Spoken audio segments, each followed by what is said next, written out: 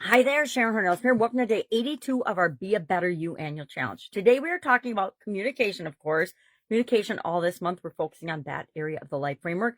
And we are diving deep today into the communication code of conduct and your moral code. How do you marry those two together and show up in your communications and your interactions with other human beings and entities and in your communication, whatever form, the way you want to. We're going to talk about 6 different elements to a communication code of conduct. We're going to talk about 5 components to your moral code of communication code of conduct. And then I'll share a 5-step process of how you can implement a communication code of conduct. And we'll do other codes of conduct throughout the year, but specifically with respect to communication, because I think we've seen so much manipulation of communication and communication mediums over the last, probably 100 years, but we didn't know better. But especially over the last 20 or so years, the vast majority of my thinking adult life, the way communication and media has been handled has not followed an ethical or moral code of conduct. And I want to make sure that I am doing what's right for me, which is going to include all of these elements. Some I'm better at than others, just like we all are. But let's talk about them. Number 1, let's talk about the 6 components to a communication code of conduct. What do we want to include? We want to make sure that we are having clarity and precision as part of our conversations and our communication. We want to communicate in a way that's clear, not foggy or confusing to people, because a confused mind always says no, but also gets to the point. That's a biggie for me, right? Efficiency and effectiveness are core values of mine. And so I'm always looking for ways to clearly communicate, simplify, and precisely communicate. Secondly, we want to use respect and courtesy. That is the old treat people the way you want to be treated part of everything. It's the golden rule. Let's apply it to everything in our life, especially our code of conduct, and especially with respect to how we communicate. Third, active listening. Just talked about active listening and how critical it is to our communication success and what a valuable communication skill it is. So that one kind of goes without saying, but it's got to be there. And then 4th, constructive feedback. Constructive feedback, what's the difference? There's a big difference between feedback that is given because the giver wants to get something off their chest, and feedback that is given to really care about and help the person to be better or help the communication to be better. Our feedback, the things that come out of our mouth, the way we treat other people, should always be constructive and for their good. I am going to clearly and emphatically say that, because that is, of course, a core belief of mine, that we treat people the way we want to be treated and that we are here to help them. We're here to help other human beings be a better version of themselves, not to ever cut them down or deride them. 5th, empathy and understanding.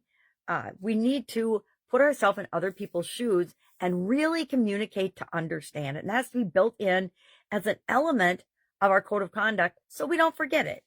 And then 6th is nonverbal awareness. We need to be aware of our facial expressions, our tone of voice, the how high or low or how emphatically we are communicating, because that body language, tone, tactile expression, our facial expressions, our hand movements, our gestures, our stance, all of it communicates a message that needs to be in alignment with the message that we're communicating, or it causes confusion. And a confused mind says no, right?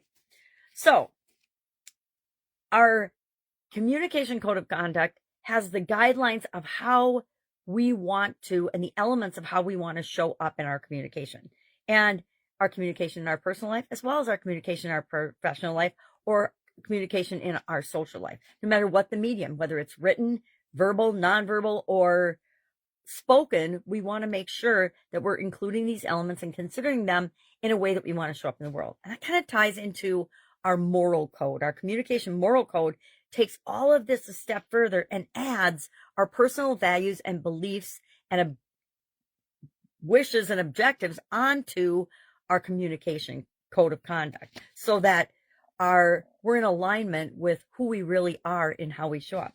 What are the 5 elements of that? Of course, honesty. Are we being honest and truthful in our communication, even when it's challenging, even when it's difficult, right?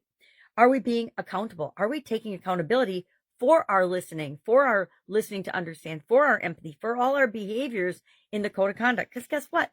Sometimes we'll do great at communicating, other times not so much. Have you ever noticed when you're feeling more stress that it's harder to follow the code of conduct and the communication code of conduct and treat people the way you want to be treated and all of the things that are important? Of course, it's true for all of us, but we just need to practice more. Transparency. Are we being authentic and transparent in our communication? Either we are or we aren't, right? Either we're being secretive and only sharing partial information, or we're being open and honest and saying, hey, I don't know the answer to that, but I can go figure it out. Or if you want me to, I can go figure it out. Or we can figure it out together. That's my favorite. And then kindness and compassion. Are we treating people the way we want to be treated? Guess what? Nobody wants to be treated bad. I mean, in our heart of hearts, nobody wants us to be treated in a way that feels bad to us. So remember to treat people the way you want to be treated. Always treat people with kindness, right? And understanding and compassion.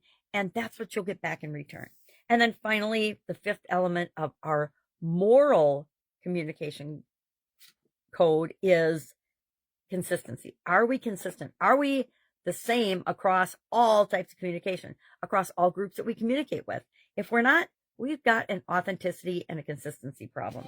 And we need to fix that because, again, if we confuse people with the messages that we're giving out, we will have less success in our relationships and our communication and results in all the areas and aspects of our life than we want. So how do you implement a communication code of conduct and a communication moral code of your own and in your own life or in your own business or in your own social interactions?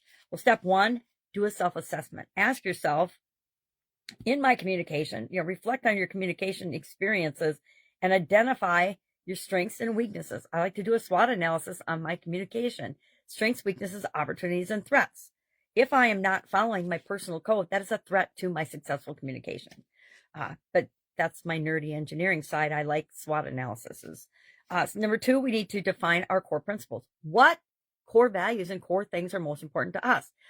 Is honesty, integrity, authenticity, is it even important to you? Because if it's not, you're going to communicate in a different way and you're going to include a different level of those things in your moral code because it's just not that important to you.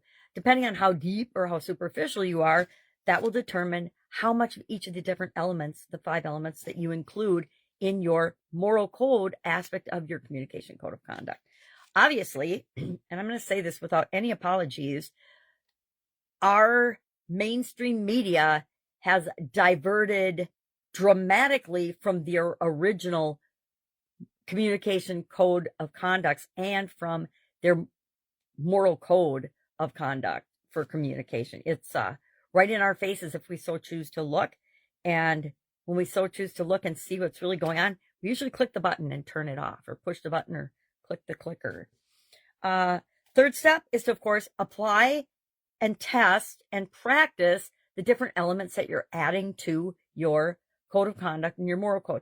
Our moral code, guess what? We pretty much already have that down. We're already behaving in the way that feels right to us and is consistent for us. So we're more practicing the items of the communication code of conduct than we actually are the elements of our moral code, because our moral code is our beliefs, our deeply held beliefs, our core values, and they show up, guess what, whether we want them to or not. If you value money over clear communication with people, if you value secrecy more than openness and authenticity, those things are going to show up in all your communications in all areas and aspects of your life.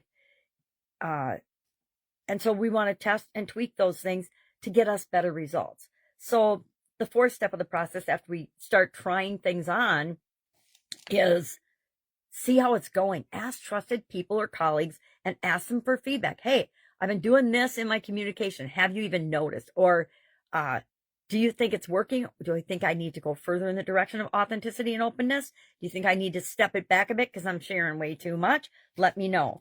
And then 5, make what's working a habit. Why? Because our habits mean we've automated the process of doing something, made it part of our identity and who we are, and we don't have to consciously think about it.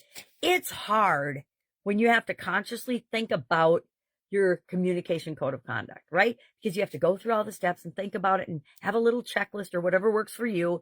and then critique each piece of your content when you do that. It's super hard, but if you practice little bits at a time, start small, tweak it as you go, and then find out what's working for you. Hey, it really, really works for me when I use this format for my text, or when I use this format for responding to a comment, or when I use this format for email. And then start using those things to the point that they become a habit. And your communication will automatically level up, and you'll get better results and continually improving results. How do I know? Because I've done it on myself over and over again in different areas that I need to get better at. And guess what? We're never really done becoming who it is that we're meant to be, and the best possible version of ourselves. We are lifelong works in progress, and that's how it should be. So we want to be just seeking continual improvement, adding things, learning things, automating things that work for us. And then guess what? After a period of time, what's worked for you will stop working. It's the way it is, because the world around us is changing so fast. It's really hard to put something in place and think it's never going to have to be changed, tweaked, updated, upgraded, or improved, right? So let's not kid ourselves into thinking that. So today, what are we doing? We are going to start working on, if you haven't done it ever before, our communication specific code of conduct, elements we want to include in it. Then we're going to start testing and tweaking it. And we're going to revisit our moral code, because that will be built into everything that we do, because it's the foundation of who we are, and we need to build ourselves into it. Now, I want you to start thinking about, so that's our assignment for today, or our action item. I don't expect you to get it done if you've never done this before, but I do expect you to get it started. At least put a framework in your journal. That's what I have always done. Now, mine's in place, so I just have to look at it, assess it, and tweak it.